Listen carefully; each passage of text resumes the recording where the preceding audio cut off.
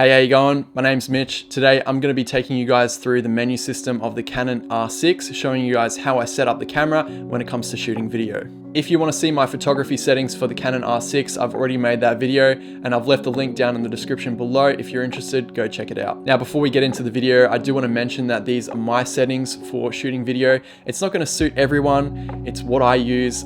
There are no correct camera settings, believe it or not, but I do encourage you to tweak settings and change things and experiment to find what works for you. We're almost ready to jump into the video. Two things really quickly. The first one's super important. Make sure the dial on top of your camera is set to the movie mode, because the menu is a little bit different from the photography mode and the video mode. Second thing is, if I do skip over any of the menu options, it just means that I'm leaving those at the default setting. So we're just going to work our way through from start to finish, and the first item in the red menu on tab 1 is the shooting mode. So we're just going to make sure we're in movie manual exposure, and that means that we have control over all of our parameters, ISO, aperture and shutter speed while we're shooting. Next up, choose your movie quality. I'm in PAL mode, which gives me the options of either HD or 4K and frame rates of either 25 and 50p. If you want to switch to NTSC, that's going to give you options for 24p, 30p and 60p. And to do that, you need to go to the yellow menu, scroll to tab 2, and it's the second item down. I prefer 25 and 50 as it's super straightforward, 25p for normal speed footage and 50p for slow motion. 50% speed is slow enough for me. Going to 60p means your footage is 40% slower, so 40% versus 50%, I don't really see a big difference, so I stick with 50p. Some people will tell you that 24p is more cinematic than 25p, and they've lost their goddamn minds. It does not make a difference. Here you have the option to enter the high frame rate mode, which will give you the option to go to 120 frames per second at 1080p in the NTSC mode and 100 frames per second in the PAL mode.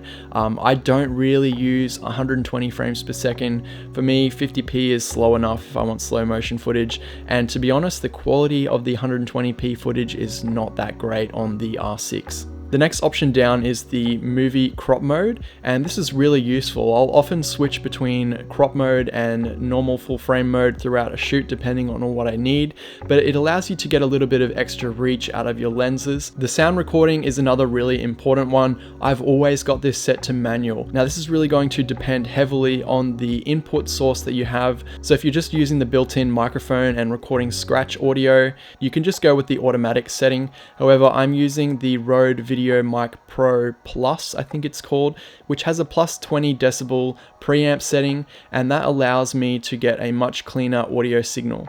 So I've always got it set to manual, and I know that from 0, I just go 2 notches up with the 20 dB setting, and that gives me a really good level for most situations. So with the sound recording, just play around with your microphone, figure out what's best for you. I definitely recommend using manual. You want to aim for this little meter here to peak somewhere at around this -12 number. Any higher than that and you risk your audio clipping, and once your audio clips, you can't get that back. It's pretty much destroyed forever. So be super careful, test a lot, and yeah, manual is the way to go. I have the wind filter and attenuator both switched off. So the attenuator is actually kind of cool. You can use this if you have a really strong audio signal coming into the camera, and this will actually limit that audio signal down so that you can actually turn what was a signal that was too hot and unusable into one that is usable again. So that's a really nice feature to have. Skipping tab 2 and we're on tab 3 now. This is where we control white balance. For the most part, I use Kelvin, which is kind of like manually setting your own white balance. If you don't know how to do that, there's plenty of YouTube tutorials online about white balance, but essentially I'll just dial in a number based on what looks good to my eye in that situation. You can also use auto if you're moving between lighting scenarios, but just keep in mind that you might get a shift in white balance as the camera decides what the correct value is, and it also opens you up to having inconsistencies between your shots. I also really love the shade setting in natural light situations as well. It just adds a little bit more warmth to the image, which I really like. And then if we move back from here, you can use this white balance correction matrix. Often if I'm in a room that has tinted windows, sometimes the lighting can come through a little bit green, so I will shift more towards magenta to counteract that. It really depends on your situation. I just have this set to 0 for now, and I'll change it when I need to. So moving down to the picture style now, this is where you customize how your image looks coming straight out of the camera when you have the log setting turned off. So I usually switch between log and standard depending on what I need. So I've got a custom one here. I just went to the user defined one. And then you hit info to adjust the parameters. The picture style I've got set to neutral. The sharpness I've got 1 notch above 0. I like to have just a little bit of sharpening going on in the camera before the file gets encoded, so it's not completely soft. And then I have the contrast turned all the way down, saturation turned all the way down, and that's pretty much it. Moving along to the Canon log settings. So this is where you turn on and off the log profile. And if you don't know what a log profile is, maybe stay away from this one for now, or do a little bit of research into what log profiles are. But I'll show you guys my settings when shooting log, so I'll go ahead and switch this on. So I've got my view assist off. The view assist is going to apply a color and luma shift to the log footage so that it looks like a normal picture profile. Some people think that this is easier to look at. However, I am used to looking at log profiles. I know how to expose for them, particularly using this camera over the last month or so. I've learned how the camera works. I prefer just to see the log file. That way I can see everything. I can see where the shadows lie, where the highlights lie, and yeah, just make judgments based off of that. For the color matrix, you can choose between Cinema EOS Original and Neutral. I prefer the look of neutral. Try it out for yourself, see what you prefer. I just think neutral looks more natural, I guess. And then under characteristics, again, I have the sharpness 1 notch above 0, the saturation and hue at standard. For the color space, I've chosen BT709. This is basically the standard. BT 2020 looks a little bit funny and you need to apply a color transform in order for it to look normal again. So I just prefer to shoot BT709 straight out of the camera. So moving over to tab 4, and we have the lens aberration corrections. So I've just got all of these switched off. I'm not sure if this applies to video, but yeah, I've just got it all switched off, and the high ISO speed noise reduction is switched off as well. So moving over into tab 7 now. And we've got the IS, image stabilizer mode. So this camera has in-body image stabilization. This might be slightly controversial, but I don't use the in-body image stabilization when I'm shooting video. I don't think it's a professional feature for videographers or filmmakers. I think it was designed for photographers, and that's the application that it works best. I see people trying to walk with the camera when they're using in-body image stabilization and complaining that the footage isn't smooth, and to me it makes no sense. If you're trying to do a smooth shot, use a Steadicam. If you're trying to do a static shot, use a monopod or a tripod. Just do it properly. But that's just my opinion. So the shutter button function for movies, this is kind of cool as well. So you can map the shutter button to start and stop record. So how you do that is just go to this fully press option here and then set it to start, stop, record movie. So you don't need to use this much smaller button up here to start the recording. You can just use the shutter button, which is where your finger is anyway. So that's good to know. Now heading down to zebras, I don't use this setting at all, so I just have that switched off. But in the shooting info display, I have the histogram display on brightness and the display size set to small. So I do like using the histogram to help me to expose my image as well. That's it for tab 7. So on tab 8, we're going to switch the overheat control on. So what that's going to do is it's going to try to help to prevent the camera from overheating by showing a lower resolution preview image prior to hitting the record button. So while you're not recording, it's going to be showing a much lower resolution image, and then when you hit the record button, it's going to switch over, and therefore stopping the camera from generating heat while it's just sitting there on standby essentially. So moving over to the pink menu or the autofocus menu now, I have the AF method as standard set to face and tracking, as this is the only mode I'll actually use when shooting with autofocus. However, I do prefer to shoot in manual focus for most applications. This subject to detect, I've just left on people. I don't really shoot animals that often, so yeah, just set to people. The eye detection I've got to enable, and then the movie servo AF I have set to enable as well. Moving over to tab 2, we've got the manual focus peaking settings. So I have the peaking usually set to on. However, I've got a custom button set up that I'll show you guys later in a different menu. The level is on high and the color is on red. And then I've just got the focus guide switched off as well. In the third tab, we've got the movie servo AF speed, and I've just got this set to the maximum possible. So it's usually set to 0 and I've just got this set 2 notches up. And then the movie servo AF track sensitivity. So what this is going to do is once you've pressed on the screen to track a certain object, if you've got this set more towards the left, it's going to stay on that object when another object moves in front of that focus point. If you've got it set more to the right, it's going to shift towards that object when it moves into the focus box. So I prefer for the camera to stay locked on to that subject. I haven't got it all the way on the locked on setting. I've got it one notch above. I've just found that that works the best for me. So that's how I've got that set up. And then pretty much everything else in this tab 3 is set to default. So we're going to move over into tab 4.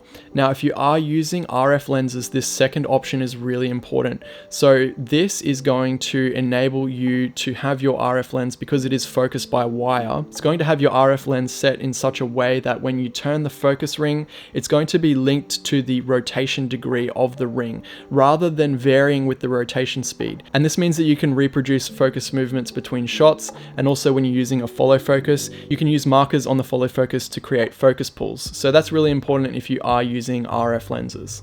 So now we're going to skip over the blue menu and the Wi-Fi menu, and we're going to go all the way over to the yellow menu now. And if you haven't already, set up a custom file name for your camera. This just helps you to identify which camera it was that you shot the clip with when you get back to the computer. And also it's going to help you if you've got multiple cameras on a shoot, not to have duplicate file names. If you're shooting with another videographer as well on the same shoot, you can differentiate between the cameras, whose camera was who, that shot which clip. So I've just got mine saved to R6 with 2 underscores there. Pretty straightforward. And then moving over into tab 3, I've got this screen viewfinder display set to auto 2, which means it's simply just going to switch between the screen and the viewfinder using this little sensor here. If you are using a gimbal, I highly recommend just having the screen setting turned on, because sometimes the roll motor can trigger this sensor, which will send your screen blank because it is trying to display the image through the viewfinder. Now I have my screen brightness set to 5 and my viewfinder brightness set to 4. That's just what I found works best. And then I just have the color tone set to standard as well. So that's pretty much all I will change in this yellow menu. Now heading over to the orange menu, nothing really relevant in here until we get to tab 3. So this is where we'll actually customize all of our buttons and dials in the camera. So I'm just going to show you guys the custom dials that I have set up here. So this is pretty standard, I think, but the wheel at the top next to the shutter button controls my shutter speed. I've got the top dial up here set to control my ISO, and then this wheel on the back will be controlling the aperture. And then because I don't have any RF lenses, I just have the control ring set to standard, so I don't really use that one. Now in the custom buttons, as you can see, we've got 2 different rows here, one for photo and one for video. So we just obviously want to skip over to the video side. Now I've got my AF on button right here set to turn the eye detection on and off.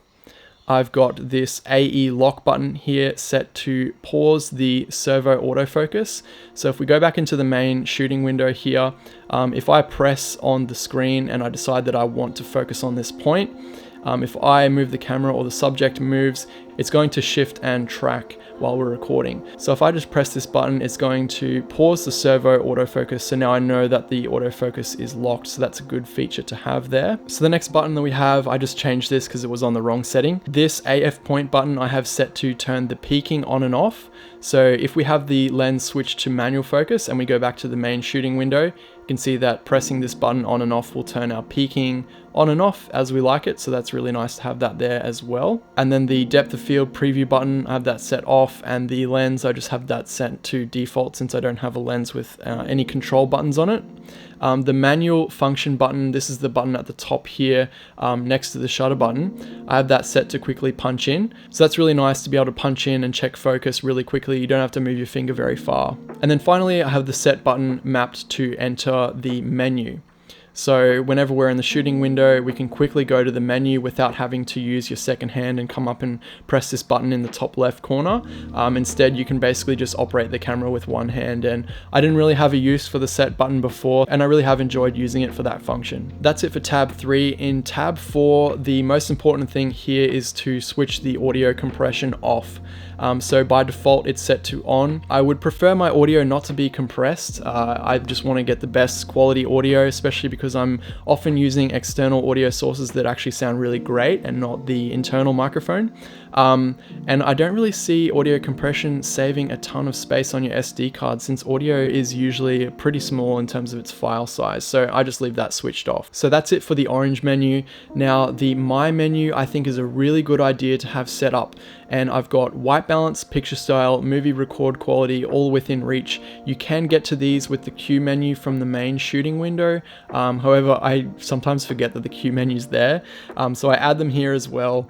And movie cropping and Canon log settings are really important, I think, to have here, because you have to dig through the menu to find those. Usually there's no quick shortcut or custom button that you can set up to access those settings, unfortunately. And the other thing is that I always have set up on my menu is to format the card, because I usually format the card before every single shoot. So that's really nice to have as well. Then I've got a second tab as well where I have my sound recording if I need to have access to that. But you can get to that through the Q menu. You've just got to scroll down a little bit to find it, and then you can adjust your audio record level here as well. So that's everything that I change in the menu of the camera. I really hope this video helped you out now that you're ready to go out and start shooting. It's really exciting. So I wish you guys all the best on your shoots with the new R6. If there is anything that I missed out, anything that you think is helpful to change in the menu, please leave it down in the comment section below for everyone else to see.